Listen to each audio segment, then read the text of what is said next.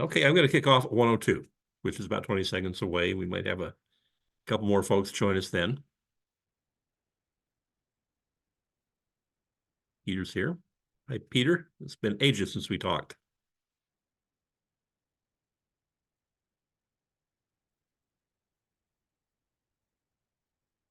Okay, it is 2 minutes past the hour. I want to get us underway. My name is Dan Andrus. I am the director of the Substance Use Disorder Treatment Project for the Foundation for Healthy Communities. And today I am excited to welcome two of my project partners and my friends and my heroes to our community practice discussion. The topic today is engaging communities in caring for persons with substance use disorder, the Upper Connecticut Valley Hospital story. It's quite a story.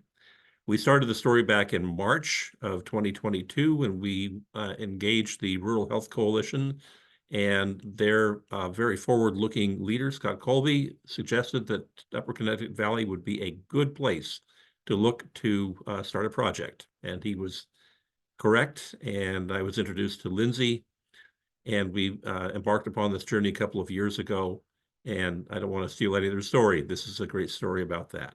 So ready to move to the next slide. Today, we're going to have a generic discussion about the challenges with providing care in rural settings, which are apparent to many people, particularly care for substance use disorder patients, and talk about the benefits of engaging stakeholders outside the hospital system as well as inside of it. And the core of this entire discussion is about how these folks did that. And it is a great story. And next slide, please.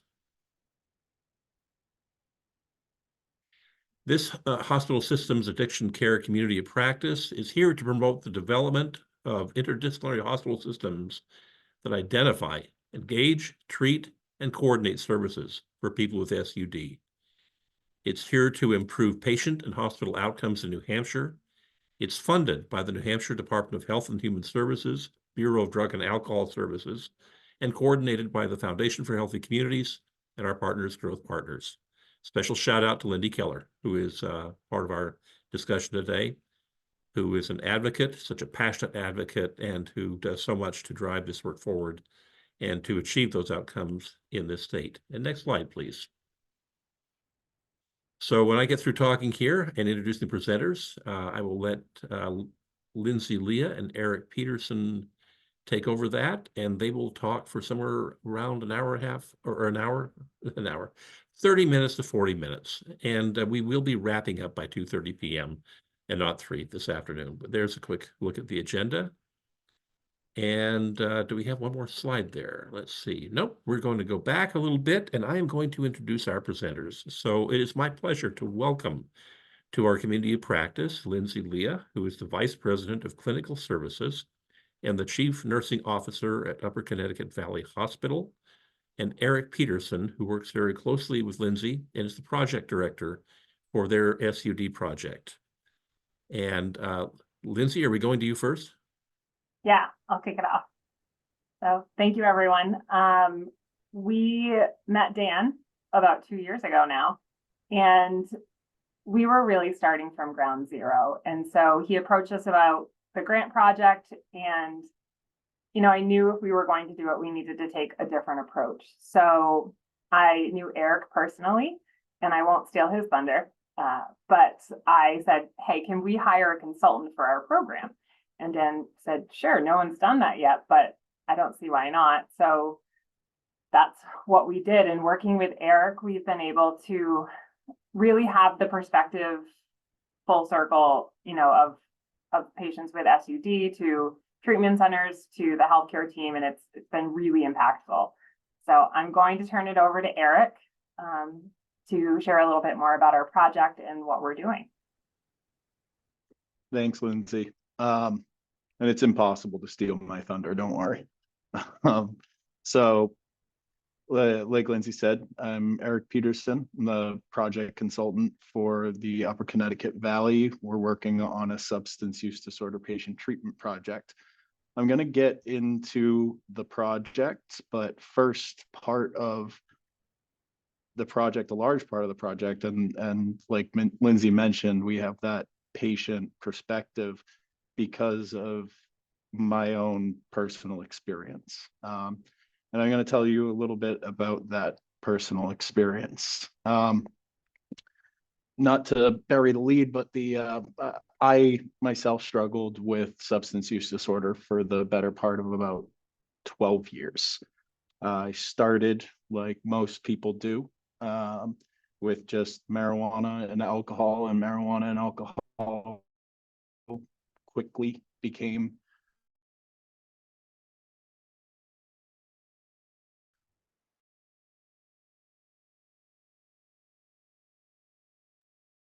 narcotics, it became hallucinogens, and then it became fentanyl.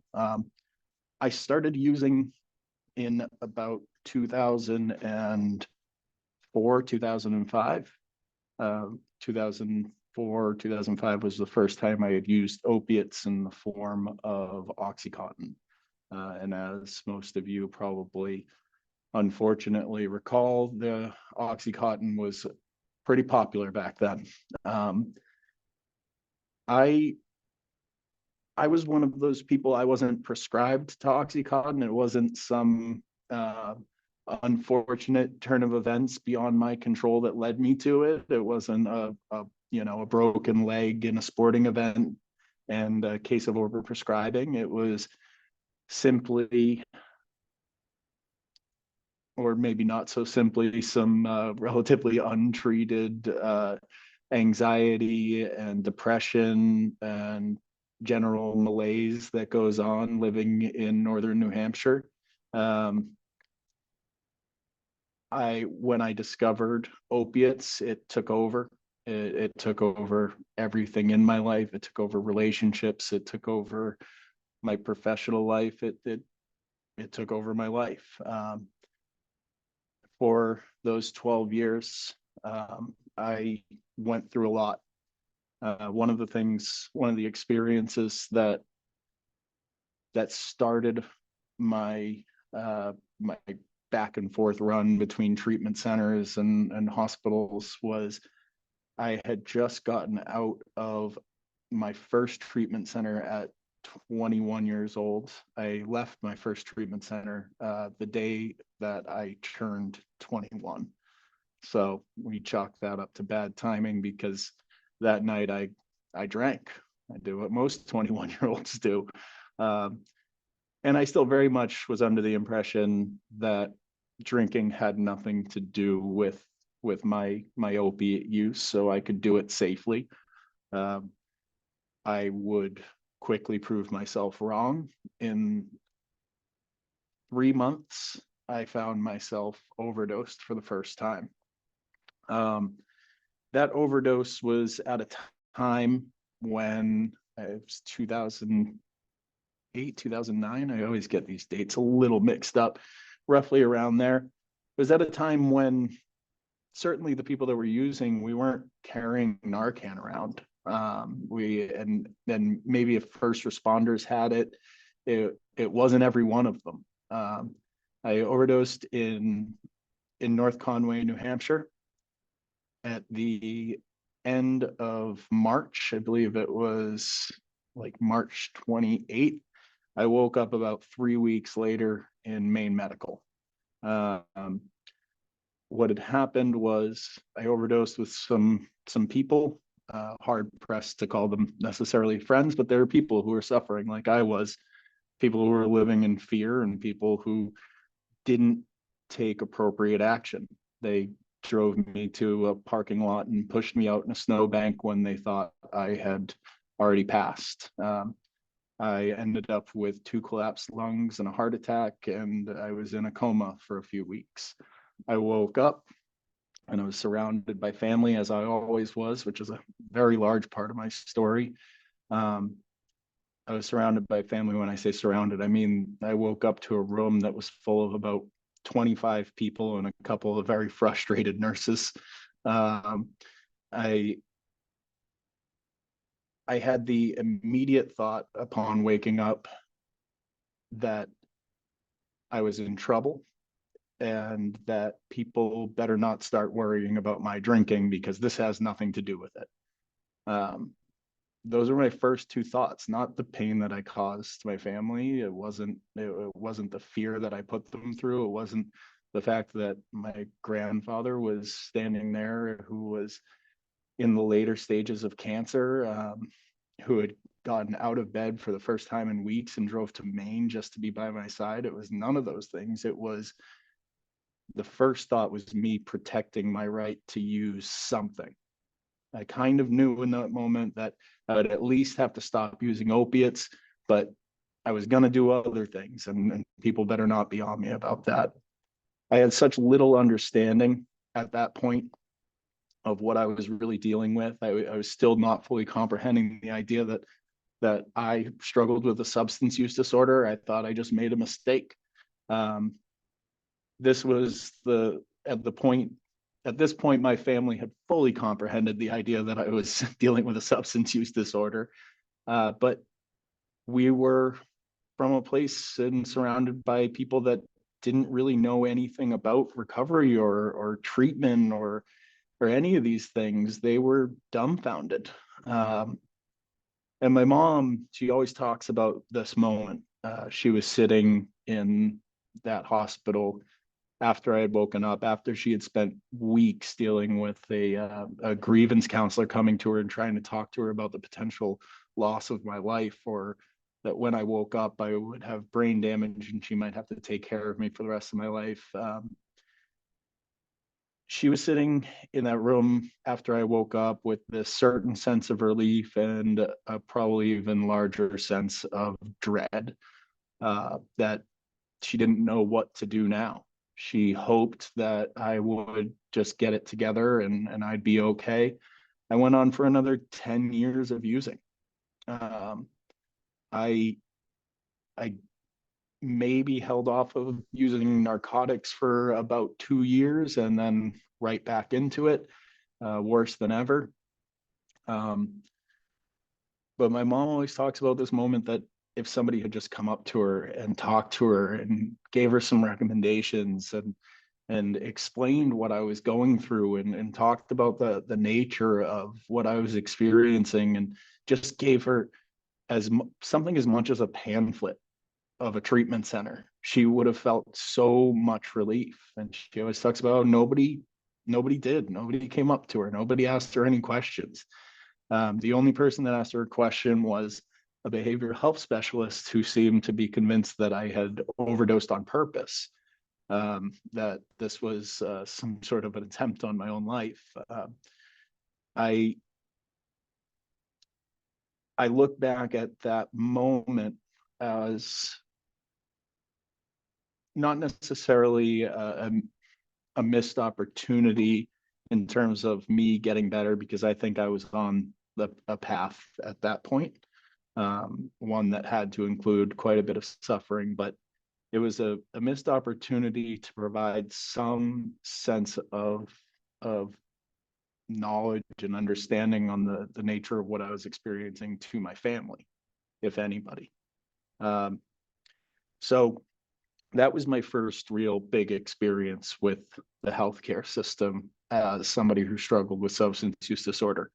I would go on to overdose many more times.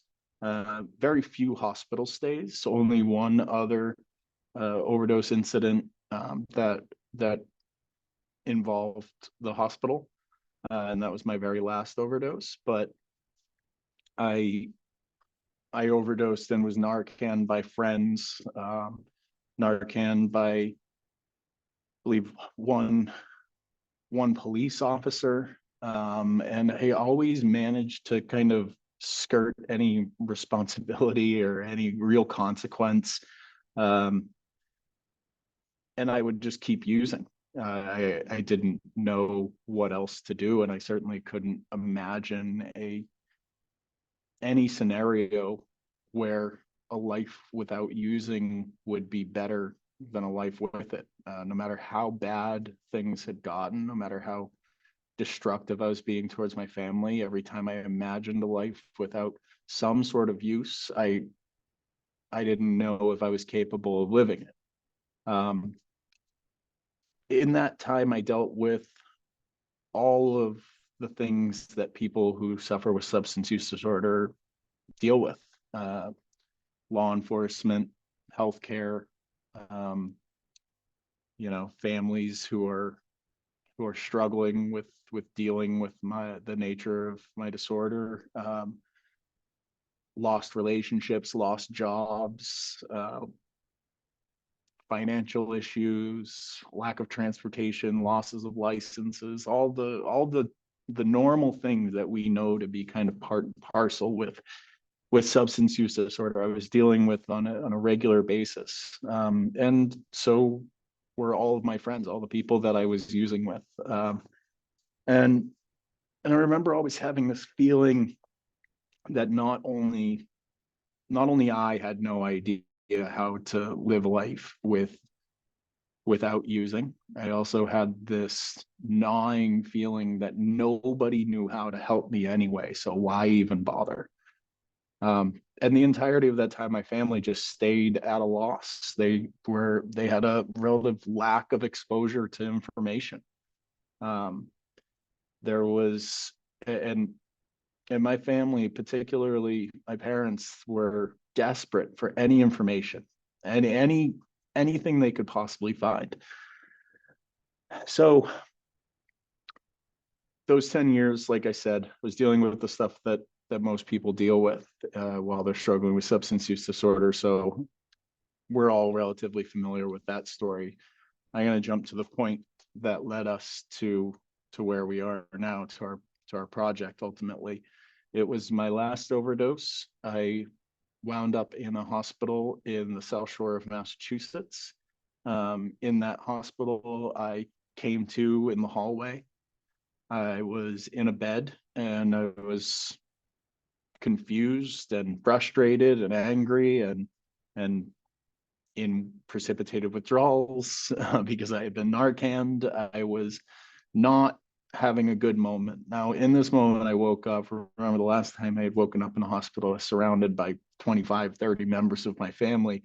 This time I was alone. I was very alone. It had been going on for a long time. People didn't know what to do with me. A lot of people didn't even know I was there. I woke up in that hallway of that hospital because the other rooms were full of people who were overdosing too. I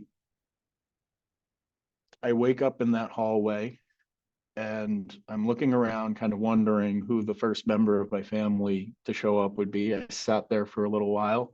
I kind of realized that nobody was coming yet. Maybe they didn't know where I was. And I asked for my clothes and my phone, and they bring me a little shop and stop bag with my clothes in it, and they put it on my lap, and I go to grab my phone and I grab my shirt, and I realized that there were substances, fentanyl, in the front pocket of the flannel shirt that I had on. They just hadn't found it. There was a bag, and I decided in that moment, like, I can't do this anymore. I can't stop overdosing. And worse than that, I can't stop surviving all of these overdoses. I keep waking up, and I don't know if I want to anymore, but if I'm going to survive, I have to do something different. And I was so desperate in that moment. And I go to the bathroom because I decided, one, I was relatively paranoid and felt like I should get rid of the substances. So because I thought it was a frame job. There's a lot of paranoia that comes in those moments. I thought I was going to get set up and the cop was going to walk in the second I was holding it and arrest me for possession, and none of which was happening. So I decided I'm going to go to the bathroom and I'm going to dump this down the toilet. And I walked to that bathroom and I stood in front of the toilet. And I thought of all the phone calls that I had to make. I have to call my mom and tell her that I overdosed again. And I have to, this is so embarrassing.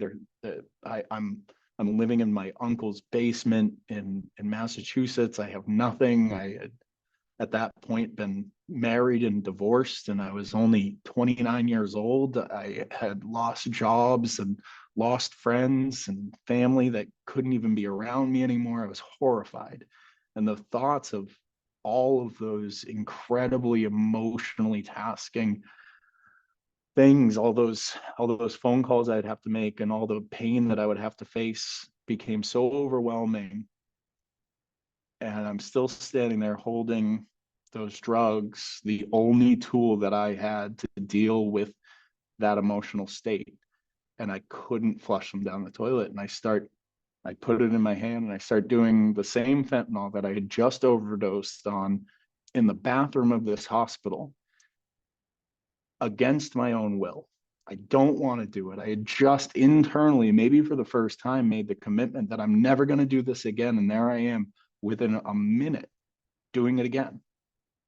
So I look up and I catch myself in the mirror and I have this moment where I see myself face covered in the powders that have been trying to take my life for the past 12 years. And my lips were blue and chapped and I looked like a mess and my beard was all over the place. And it was this moment of recognition of how did this happen? I had every opportunity in the world. I've had good friends and good family and potential. And here I am doing basically trying to end my own life in a hospital bathroom in the South Shore of Massachusetts. I don't know how this happened. And I tie the drugs back up because, mind you, even with all of this recognition and all this moment of clarity of I have to stop this and I don't know how, even with all of this on my side, I still don't know how to stop. And I have these drugs and I take them and I tie them back up and I grip them in my palm and I walk back out and I ask if I can leave. When I asked if I could leave, the nurse responded, "I don't care," which confirmed a suspicion that I had, which was nobody cares. Not only do they not care, they don't care because they don't know how to help me. I don't know how to help me. I'm at a total loss, obviously, but there I am in a place that is supposed to know how to help. And they don't, which leads to this compassion burnout that they're experiencing of, I couldn't tell you how to get help if I wanted to, and you wouldn't take it anyway. So why am I even going to bother? Just go. I don't care if you leave. Now, mind you, they very well could have been aware that I'm sure they weren't aware that I was doing drugs in their bathroom, but they could have very well been aware that I had no interest whatsoever in receiving any help. But I walked through the door of that place looking to confirm a suspicion, or I didn't walk through, I woke up in the hallway looking to confirm the suspicion that no one cared and no one knew how to help, and I got it. So I left and I made that call to my mother. And on that phone call, with every bit of my heart, I told her that I wanted to get better and I wanted to do things differently and I wanted to live differently. Now, mind you, my heart was in that moment. I wanted so desperately to stop, but I was still actively using in that moment. She drives from Colebrook, New Hampshire to the South Shore of Massachusetts and picks me up and brings me up to Colebrook while we figure out how to get placement and treatment. And mind you, again, we have no idea. I go online and found a place that we could pay for out of pocket. And mind you, I recognize the privilege of being in a situation where my family could pay for treatment out of pocket. It was a reduced rate. It was a place that didn't take insurance, so it was a non-medical facility. Their requirement was that I had to have medical clearance in order to be able to go to their facility. So we came to Upper Connecticut Valley Hospital, which is right down the road from my parents' house, not knowing anybody and not knowing if I was going to get that clearance, because again, I'm in the middle of lying to my mother about continuing to use at this point. I had stopped at that point, the last time I had used was the day before. And I go into the hospital and I sit down in this hospital room, and we're trying to get medical clearance from somebody to go to treatment. And in walks Lindsay, who at this point we didn't know.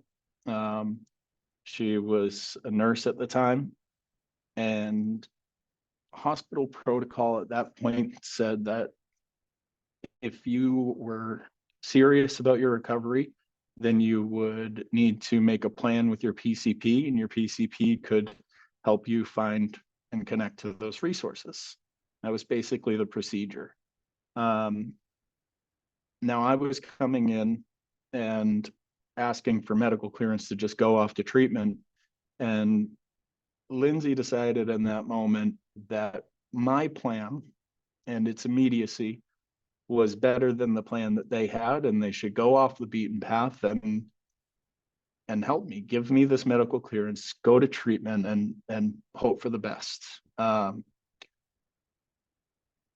I did exactly that. I went off to treatment, and from that day, from the first day that I walked into Upper Connecticut Valley Hospital, that was almost 8 years ago now. I've been sober since. That day, I also still had the sneaking suspicion that no one knew how to help and no one knew what to do. And that was the first time that my suspicions started getting crushed. I started feeling like people might know how to help, and people did know what to do. I've met a lot of people along the way, and a lot of those people were also people in recovery, the people who really knew how to help. And through an incredibly serendipitous turn of events, I got a call years later.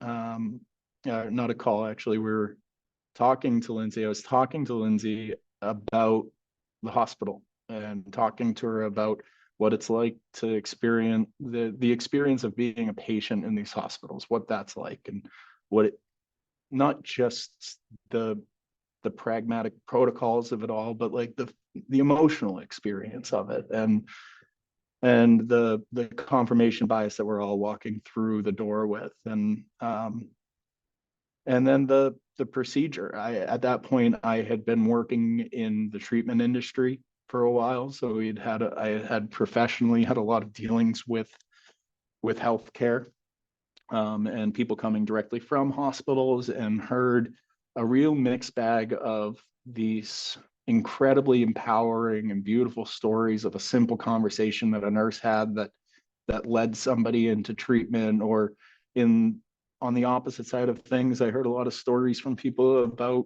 these horror stories of poor treatment and frustration and compassion fatigue and compassion burnout. And working in the inpatient treatment industry, I felt the same thing. If anybody is not supposed to experience this compassion fatigue and compassion burnout, it's people who have lived this experience. And I can't tell you how many times I've actively thought about a person sitting in front of me, like, why don't you just accept the help? What's wrong with you? Like, how many times I've seen the same person walk through the door and thought, you again, you got to be kidding me. Like, what are you doing? And I know that I understand what they're going through, and I understand that it's a disorder, and that they're experiencing so much pain that they don't know what to do with, but that compassion fatigue and compassion burnout is unavoidable. So I had this amalgam of experience that led me to understand both sides. And in that conversation that I had with Lindsay, I could kind of see, and she explicitly told me that kind of lights were going on, that she was experiencing kind of a shift in the perspective that she had, and then the compassion fatigue and compassion burnout that she was experiencing dealing with the substance use disorder patients, and how knowing me had influenced a lot of that change. And then it was the day after that conversation, that in a board meeting of some kind, or senior leadership, or some hospital type meeting, yeah, somebody said there's this opportunity for a substance use disorder grant, and does anybody want to take point on this? And Lindsay threw her hand up and said, I'll do it, but can we hire a consultant? And that brought us to the project. I mean, mind you, she told me about this, and my immediate thought was, what is a consultant? What do I possibly offer? I don't work in healthcare. I work in the treatment industry. How could I possibly be of help to you guys?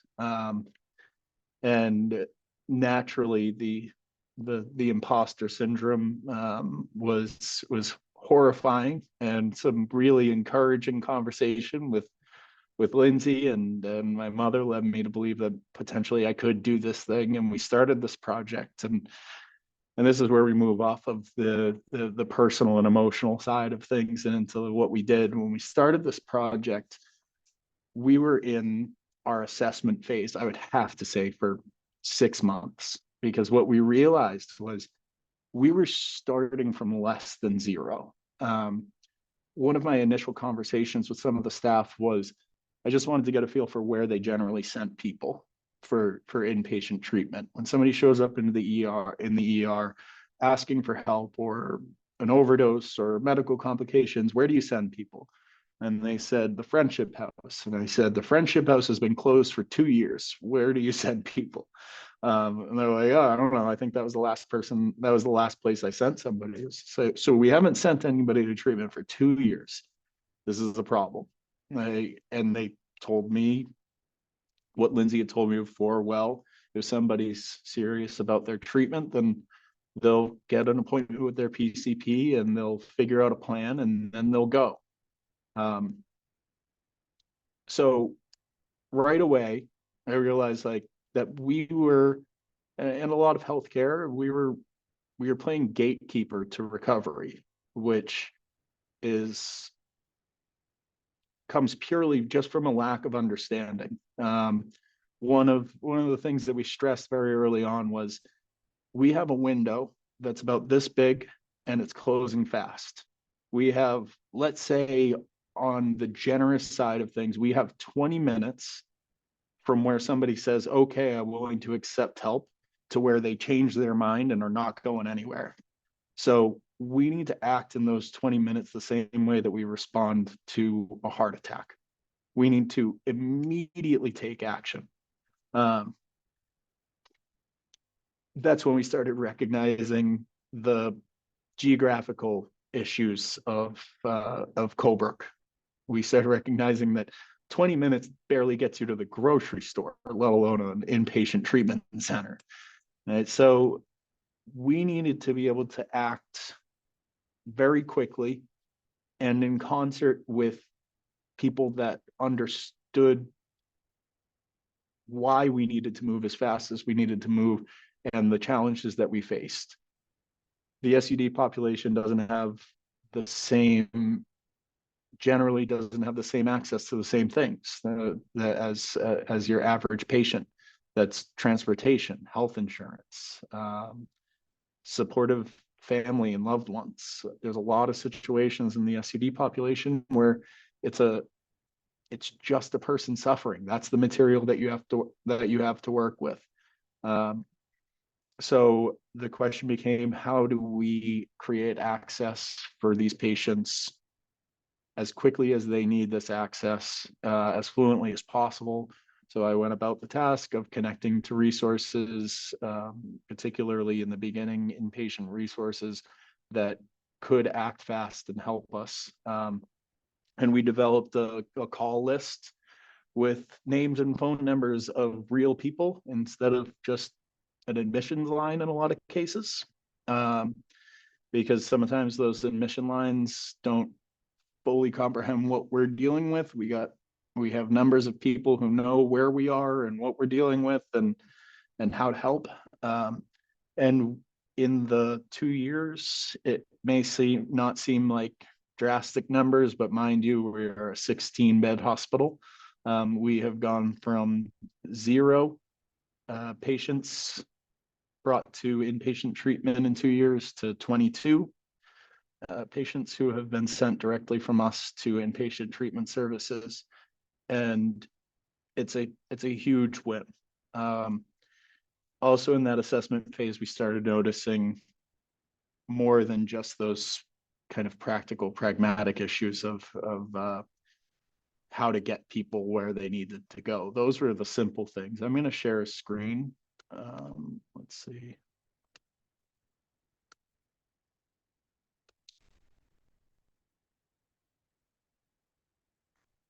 There we go. So when we started the project and we started initially establishing this connection to resources and how do we get people to where we need to go, that was our first big step in the right direction.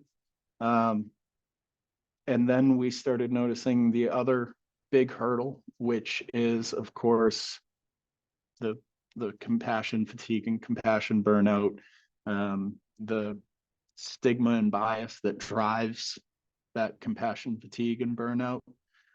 We started noticing that a lot of the stigma and bias that existed within the walls of the hospital is originating in the heart of the community. These are conversations that are happening in the grocery store and at town hall and in the schools and in the police stations, and the culture is what needed to change. Because otherwise our small community hospital wasn't going to change. If we can't affect the hearts and minds of the community, then we aren't going to get anywhere with this project inside of the walls of the hospital. So this was actually the presentation. I'm only going to show you a few slides on this that I gave to the staff when we first started the project. The overview is to improve the care of the SUD patients in UCVH. That's the intent. And it was vague, which is, it's good that it was vague because we had no idea how we were really going to go about doing that. And like I said, what we realized over that 6-month period was we needed to start outward and work our way in. We needed to start on a big scale. We needed to start addressing the community as a whole. And we could do these practical things along the way. Like I could sit with patients and talk to them and help people kind of clear those first hurdles of apprehension in regard to going to treatment or connecting to resources. And then we could get them to those resources. But the real project was starting to look like it was changing hearts and minds. So we laid out a little bit of the problem: compassion fatigue and compassion burnout, lack of connection to resources, the lack of addiction and trauma-informed care, which is a big one, which speaks really to the root of the issue, like really understanding the nature of substance use disorder. A lack of access, that's simple. We are in the middle of nowhere. There's not a lot of resources up here, and a culture of stigmatization. So our solution to this problem was this very cool acronym, which I am still to this day incredibly proud of, that I made up, I think, unless it's copyrighted somewhere else. CARE. Compassion, awareness, resources, and education. So compassion, the idea is relatively simple. Of course, it's empathy, it's understanding, it's patience. It's patience that's really hard to come by. Patience with a population that is so incredibly frustrating, and I can say that because I am the population, incredibly frustrating. So sometimes it becomes very easy to look at somebody and distance yourself from that person and distance yourself from the situation. But the reality is we all know, and it has become entirely undeniable, that this disorder affects anyone. You would be hard pressed to find a single person on this planet that is not directly affected by this disorder, whether it's an immediate family member, their own struggles, uh, close friends, coworkers. Everybody knows somebody or has their own experiences. So since we can pretty easily imagine this affecting somebody we care about, the question that we ask ourselves in the moment where we're finding ourselves with a lack of patience is, would I be okay, or would I be happy with my loved one receiving the same care? Would I be okay if I saw my brother, sister, mother, father, aunt, or uncle, if I saw them in a situation where they were told, I don't care, when they asked if they could leave? Would we be okay with the eye rolls? Would we be okay with the shortness? Would we be okay with that frustration? And if the answer is no, then we're not providing the right care, right? Because compassion is the only way we're going to even be able to get to approach those more pragmatic and practical situations of getting somebody those resources. Nobody wants our help if we're not acting like we don't want to help, right? This is basic, but it's the North Star of everything that we're going to be working on. We always have to check back in with our own compassion. Awareness is really what we work on all the time in terms of our community conversations, in terms of the engagement that we do with local police forces and the schools and local businesses. We have made strides to help local businesses connect with recovery-friendly workplace. The hospital has also joined as a recovery-friendly workplace. We continue to push in that direction to get more people to join in that. One, to make an easier and more fluent connection to resources. Two, to reduce stigma, and three, to really just all be flying a flag that says we know this problem is here and we want to do something about it, so the people within the community can feel seen, like there might be some people out there who might be able to help. Resources, we talked about that. It's the connection to the appropriate resources, essential resources. This has become not just inpatient treatment. Obviously, that is not by far not the only pathway to recovery. We do a lot of work with MAT services, medication assisted treatment. We have developed a new set of protocols that includes our providers writing bridge scripts to give people the time that they need in order to connect to appropriate MAT services. So bridge scripts of Suboxone, Subutex. It is something that, because of the kind of lack of education surrounding MAT, or the lack of understanding of the nature of MAT and harm reduction, we had to provide education. And I'm sure that a lot of you are familiar with Dr. Meehan.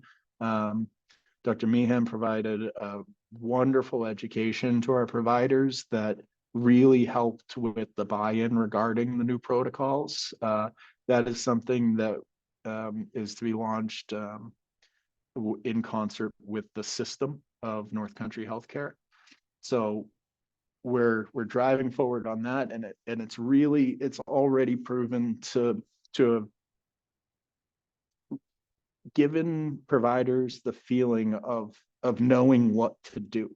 And it really is that simple, because of course providers have hesitation in the sense of, say, writing a bridge script. If they don't know, are we building a bridge to nowhere? Like, are we going to write a bridge script and then a week later they're going to be back in here looking for another one? Because that's not a sustainable model.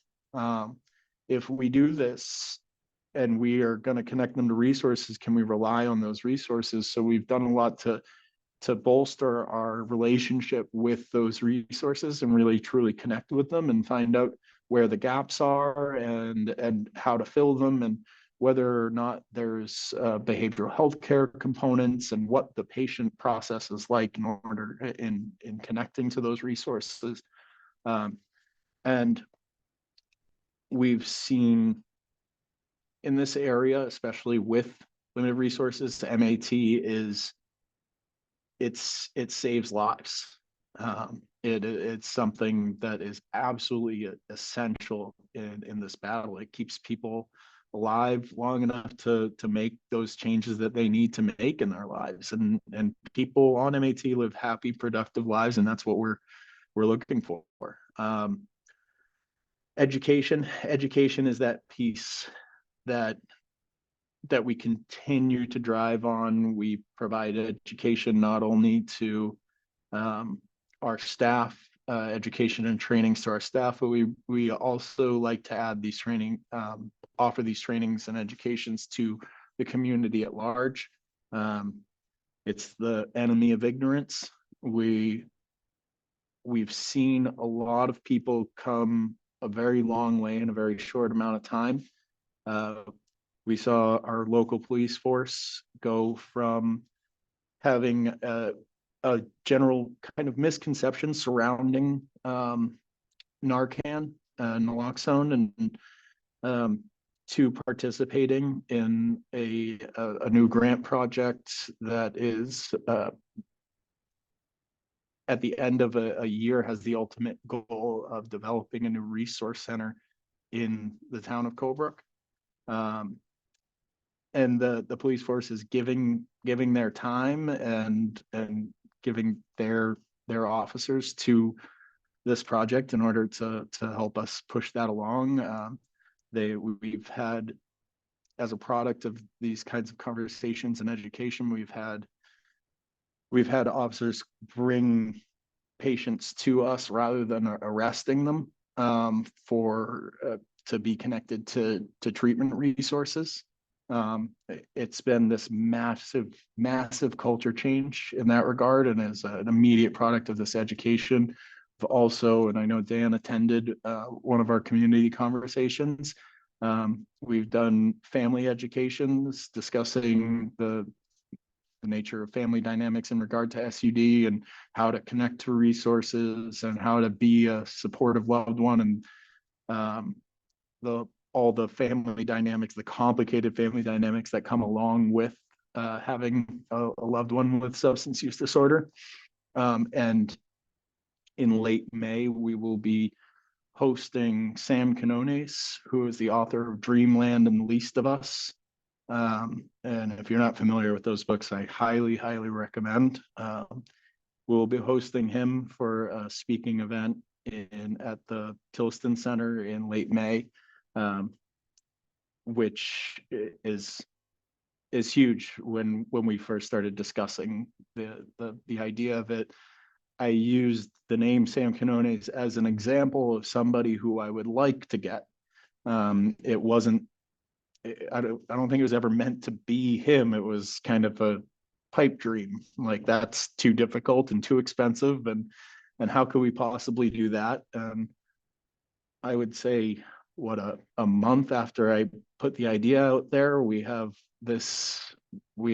community partners participating in providing funding. We have people helping with setting it up. We have engagement around it, and it's happening, and we're incredibly proud of it. What I've seen as a result of this project has been the start of real culture change, hearts and minds coming around to an idea that they had no other choice but to bury their head in the sand around. I've seen massive strides in a community that has been relatively at a loss in regard to what to do about this problem. And mostly I've seen the incredible capacity for change. As somebody who's been in recovery for a long time, you start to think that people's capacity for change would stop surprising you. I'm in the profession of it. And honestly, it's been so incredibly rewarding to see an entire community of people beginning to experience this change.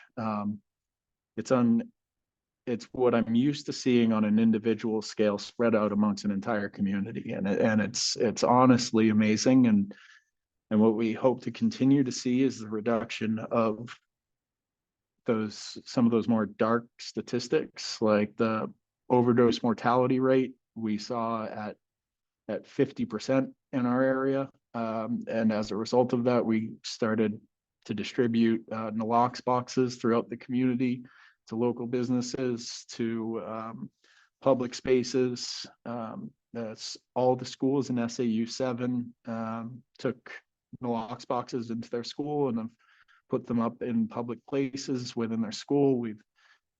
And it's things like that that will do that heavy lifting but simple work of saving lives. And we know that if we stay on this trajectory and continue to do the work that we've started here, that we'll continue to see these incredible changes taking place. I do want to leave time for, hold on one second, for questions and all that. And I could keep going, and sometimes I just have to cut myself off at a certain point. So I'm just going to do that now. So I want to like open it up to a conversation. Great. Oh, wow. What a story. And not only about what a hospital did, but the interaction between you and Lindsay is an amazing story in and of itself. I'm going to ask if Lindsay has something to append to that. I think you probably do, but you are emerging as the hero of the story, as healthcare workers should, as providers do. And awesome. Thank you. I'm not sure about that, but I'm not afraid to push boundaries. So I think, which has been good for our project because we've pushed a lot of boundaries. But I do really think that having Eric's experience, both as a patient and working in treatment, really helped us break down a lot of the barriers that we were hitting. You know, when he mentioned we created a resource guide, he did it. We've tried calling, different centers to get patients in and just hit a lot of resistance, like no beds. And you really need that inside track, which felt crazy to me. I remember being so frustrated. I'm like, Eric, this is so wrong. Like, how are we these siloed entities? So it's really made all the difference. And then, with the connection to patients and being able to have Eric say, I know what you're going through, and here's the hard truth. These are your options, and we can actually help you with that. And the staff has responded so well to that as well, feeling like there's finally answers. We finally have these pathways, and we can do something great with these patients. And before, I think everyone was frustrated just not knowing what to do. So I'm really proud of the work we're doing. And I know that Lindsay is reluctant to accept the nomination of hero, but she deserves it for sure. I think so too. I think she's outvoted on that one. As many healthcare workers are, and providers. It's and people in the nursing profession, fabulous. So folks, feel free to we're a fairly small group and can be a little more informal, and just feel free to unmute and jump in with your questions or just your responses to what you've heard today.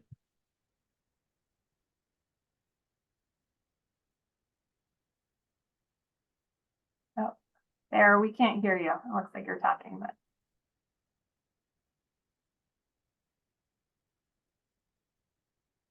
Yeah, we can't hear you still. Sarah is unmuted, but I'm not sure why we're not getting any audio. Yeah. Oh. Can any of our technical folks there help out? Hey, Sarah, I'm going to jump to Shannon while you're working on that. I was just going to give a quick bit of tech support. Okay. I was just going to suggest, Sarah, just in case anyone else has the same issue, one thing you can try is on the bottom left of your screen where you've got that microphone symbol, there's a little arrow next to it. Under the select a microphone option, there may be an option to choose a different microphone. That could help you. That's about my best suggestion right now. Okay, well, we shall see if that works for Sarah. You may also, yeah, call on yourself. That's what I was going to say. Yeah. While she's doing that, Shannon, do you want to go ahead and ask your question? Yes, thank you. It wasn't really so much a question. It was just a comment. I just want to say, Eric, thank you so much for sharing your story. I'm a nurse. I work in a primary care setting, and I encounter stigma every day from people all around me, not just the community, but you know, within healthcare in general, and just the compassion fatigue. And I have to constantly remind myself to, you know, that, you know, people, they need our help and we need to be there for them. And just, you know, wanted to say thank you for bringing that up and reminding me that, you know, as a healthcare provider, I have to be there for my patients no matter what their illness is, and just to be a champion for them all. And just grateful that you were able to share your story, and that you also had Lindsay there to recognize that as well. And it sounds like you guys are doing incredible work up there. So just kudos to you guys, and thanks again. Thank you, Shannon. Yeah, and I think it's really important in regard to compassion fatigue and compassion burnout that we recognize that every single one of us is experiencing it in some way. It's not a matter of whether or not you do or you're experiencing stigma. Like, it's a matter of how much and how is it affecting your work. And like I said, we're a difficult population, and there is absolutely no shame in having stigma and having compassion fatigue. It's what's really important, and something that we try to remind our nurses and providers and staff of, is the only mistake that you can really make with compassion fatigue and burnout and stigma is denying its existence. If you recognize it, you're in a space that you can't appropriately work with this population or patient, then you hand it off to somebody else. Let them know, like, hey, I'm having a particularly hard time with this. Can you help me out? Have conversations, open conversations. I always try to remind people that the people who may seem the most closed off and the most frustrated are probably those who are hurt the most by it. And we don't know people's stories, and we can look at people and sit in judgment of their stigma and say, you know, that they're wrong for having this point of view. But this could be somebody who had a parent who struggled with substance use disorder, and somebody who lost a loved one to it and is angry, and justifiably so. So I think it's really important to remind ourselves that if we're asking for compassion, then we need to give compassion to those who are lacking.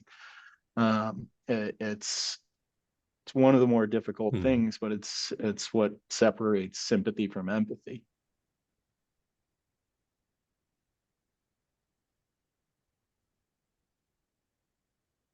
Thanks for that really awesome insight, Eric.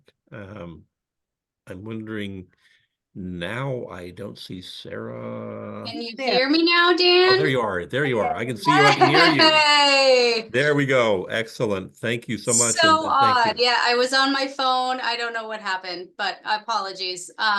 Good thing the conversation was able to continue. I had a question for Eric and Lindsay. I'm from Exeter.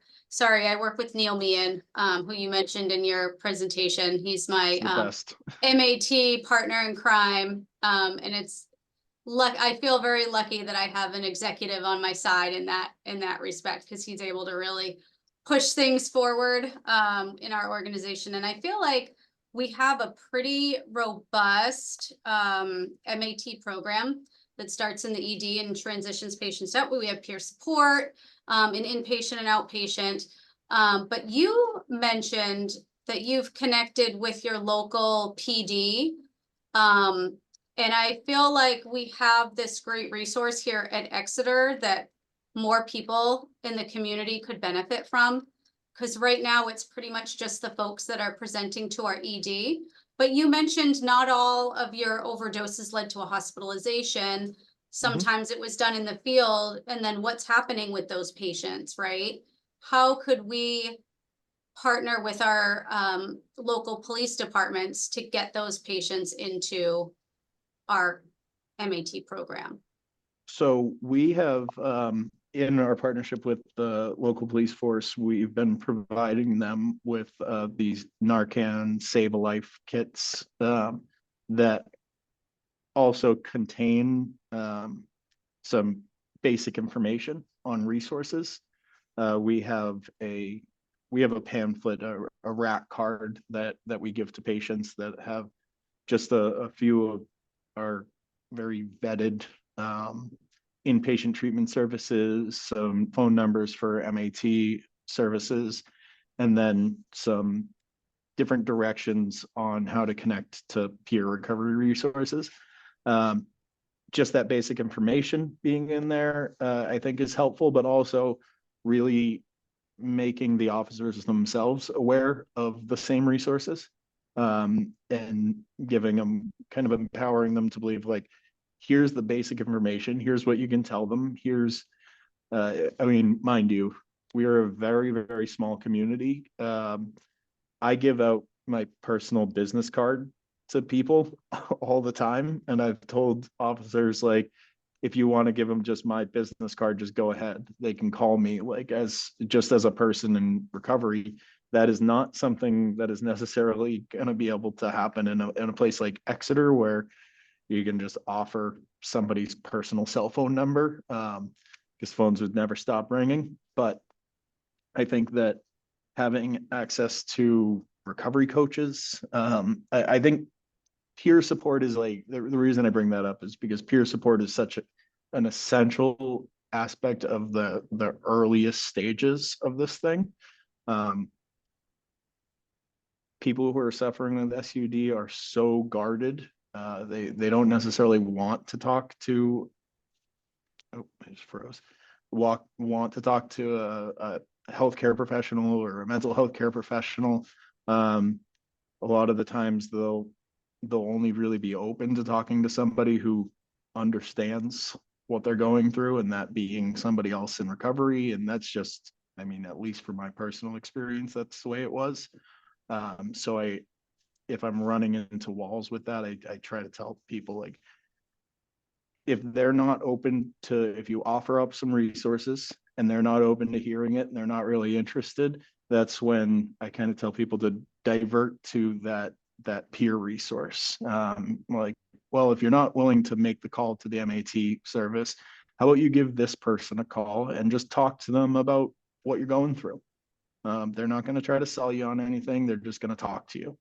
I find that to be helpful. But as far as what we do with the police force, the leave behinds is a really, really big part of it. If they respond to an overdose and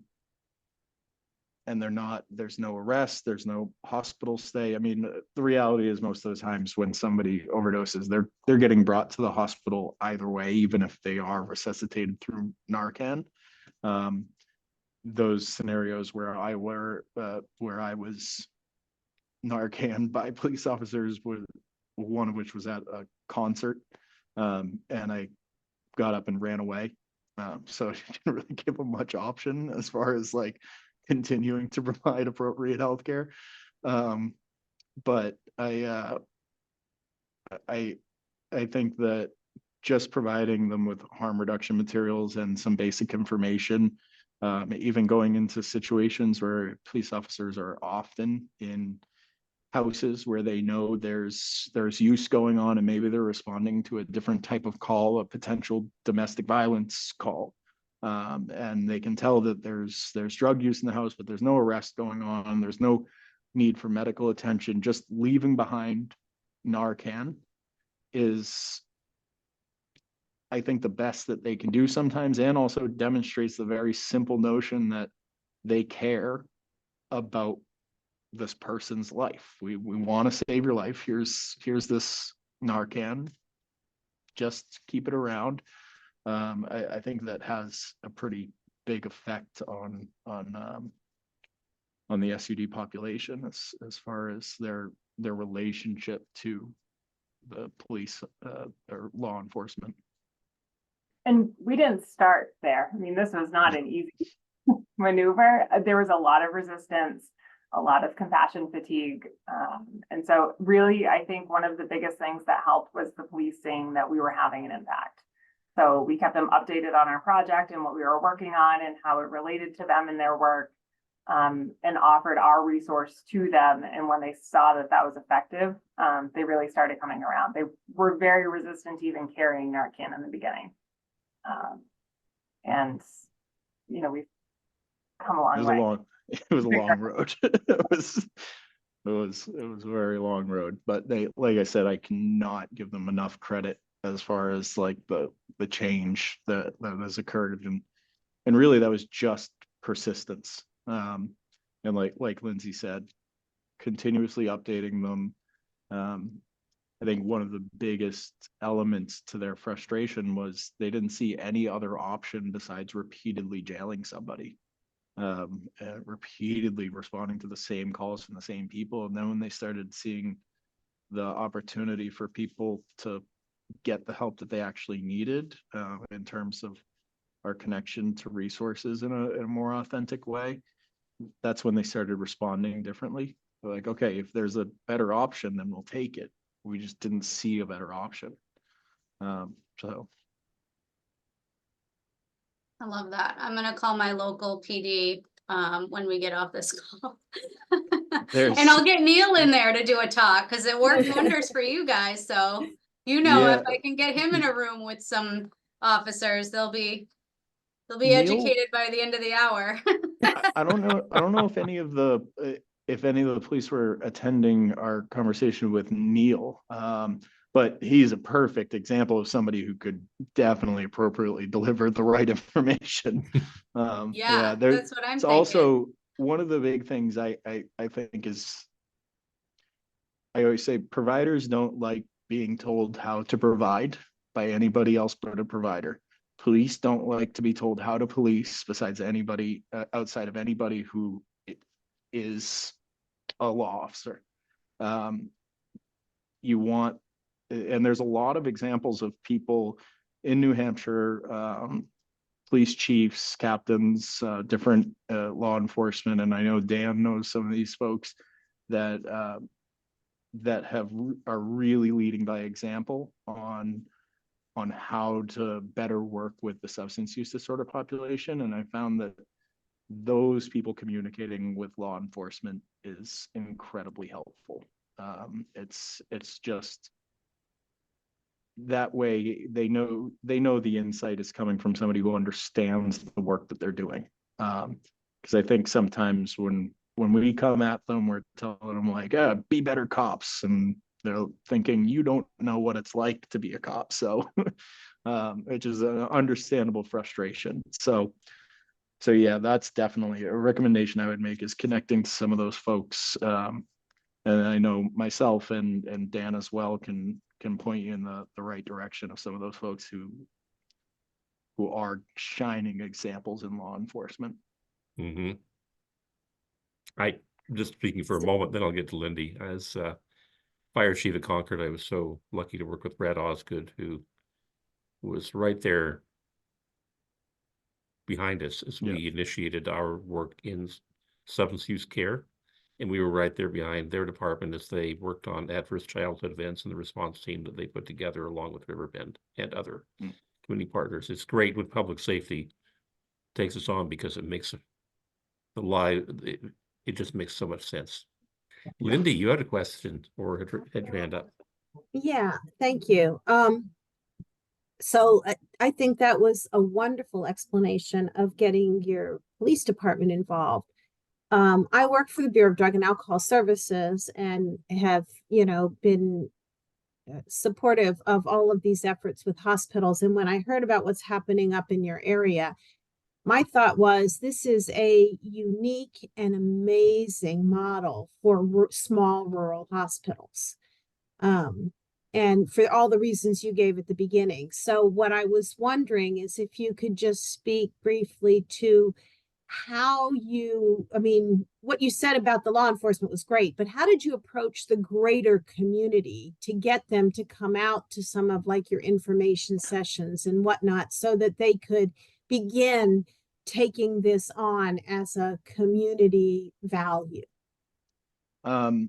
We continue to approach the community. First of all, I mean, one thing, I'll get on to the heart of it, but one thing that struck me as so crazy was the newspaper, that the way that the bulk of people still get the information up here is the actual physical newspaper. So we advertise things. I know that may not seem so crazy to everybody. It blew me away. I didn't even know people still did that. We advertised in the newspaper. And then I joined a few of the Colebrook community Facebook pages, which are incredibly active. And they're also amazingly entertaining sometimes too. So there's the added benefit of that. As far as engaging the community, though, I think the key is just it's repetition and it's proving that you're not going away. These rural communities have had the experience so many times of the heroes rolling into town and saying, don't worry, we're here from down south to help save you. We've got it from here. And then within 6 months to a year, they're long gone because the grant money ran out or it didn't catch it. It didn't take off the way that they thought it would. So they've had this kind of loss of trust with outsiders. Also, they're incredibly in small communities like this are so insular in the sense that like they don't want to trust outsiders. I have a great family connection to Colebrook. I grew up coming here. My stepfather is a part of the community and has been his whole life. And my mother has, since coming up here years ago, has become a definite fixture in the community. They're local business owners. So that helped me with understanding the nature of the community itself. And then Lindsay she's from here. She went to high school here. She knows everybody in the community. She works at the hospital. So we initially didn't seem like just outsiders coming in to save the day. But we still faced a lot of that speculation of, we literally heard people say like, we'll see if you're still here in a year. And which kind of came as a surprise, I guess, initially, but when you think about it, it makes a lot of sense. This is a community that has been relatively abandoned, and which is the experience of a lot of rural communities. They see their larger counterparts, their more rural or their more populated counterparts in the southern part of the state for New Hampshire, getting these resources and getting this attention, and here we are kind of left to fend for ourselves in the cold.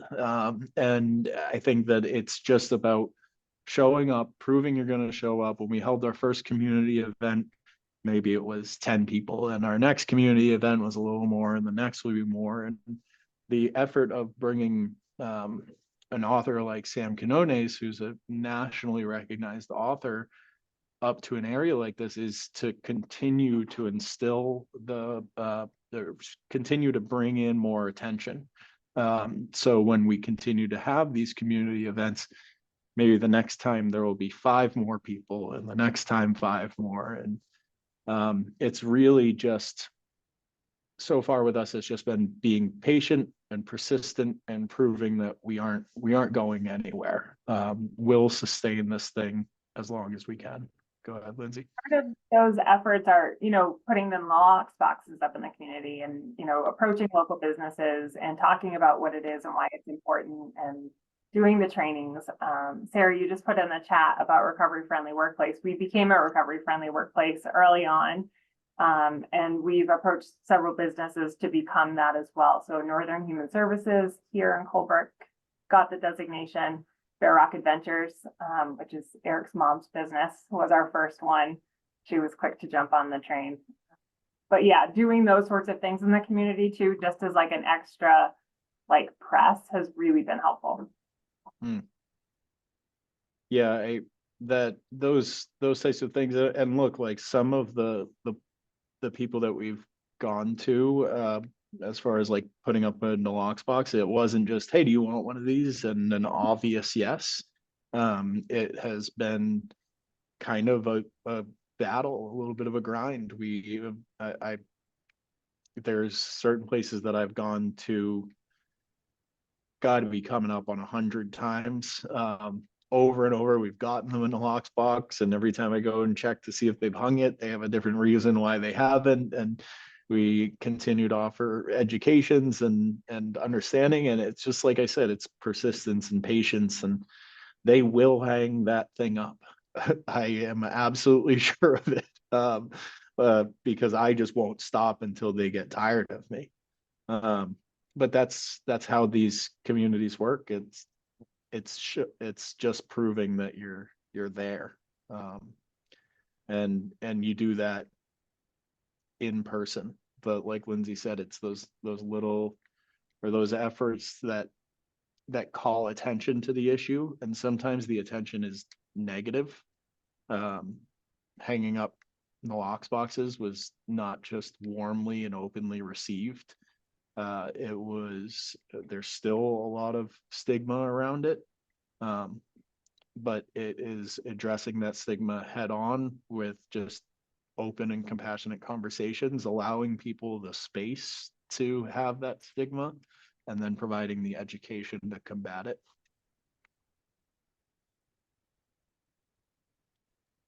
Thank you.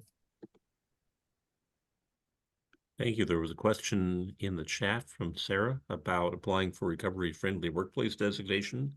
I know that Elliott Hospital has that, and Carol Furlong, who is now retired, is someone you can talk to, or Net Escalante, who has recently taken over as the director of substance use disorder treatment, but we'll circle back with Sarah on that.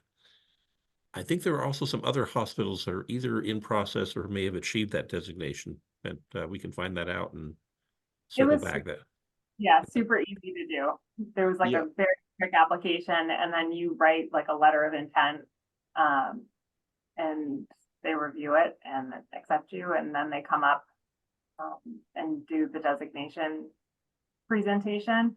We took a lot of what they have for staff training in HealthStream, so that it would be on hire and then annually, just to make sure that our employees are aware of what it is and why we're doing it. If they need resources, what that looks like. Yeah, and they're also going to help us with. They have the ability to provide trainings and education. That's one of their commitments as the organization. Once you join, they're going to be helping us provide the trauma-informed care education to our staff, and so it's very helpful. And like I said before, it helps us kind of just fly the flag of recovery and say, we're here. Make the staff themselves more comfortable to come forward if they have issues themselves or are looking for resources, even for loved ones. So.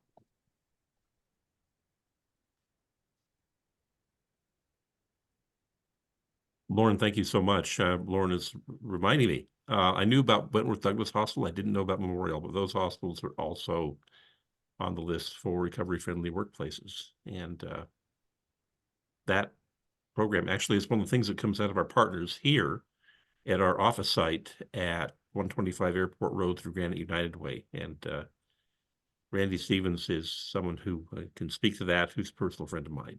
So thank you for that conversation too. And I Are will there any- say it's also funded by BDAS. It is also funded by BDAS, yes. I do like to point out, especially to these small communities, that even though the state may try to come in and then disappear, we do try to continue funding things across the whole state. Yes. So Yeah. Recovery Friendly Workplace is funded through our funding. Yeah, I mean, I think a lot of the times too, it's people, some of these projects start and they have a shelf life of, as long as the people who are holding them up continue to apply for the next round and continue to be producing this work, that's how long they'll be there. Mhm. I don't see us going anywhere for a while, but that's because we keep our foot on the gas. And we're making sure that this project stays up. And yeah, I think that one thing we've noticed is the funding is out there. It's just a matter of the drive to access it and have a plan on how to use it. I mean, when we came up with this idea of Sam Canones coming up, we looked at our budget and thought, well, we can't do this. And then a couple weeks later, we had the funding to be able to do that along with some community partners. And it was fast. It was very, very fast. And it was just because we decided to just not give up on it. So. Yeah. I want to add too, that usually every time I talk to Eric, I wind up a few dollars poor at the end of the conversation. Because That Eric reminds makes me, I book should- gotta give you a recommendations call. and I cannot resist that. So I'll tell you, I got both of Sam Quinones' books for under $20 if you do the Kindle edition, which is much cheaper. So thank you, Eric. You are resourcing my reading and I appreciate it.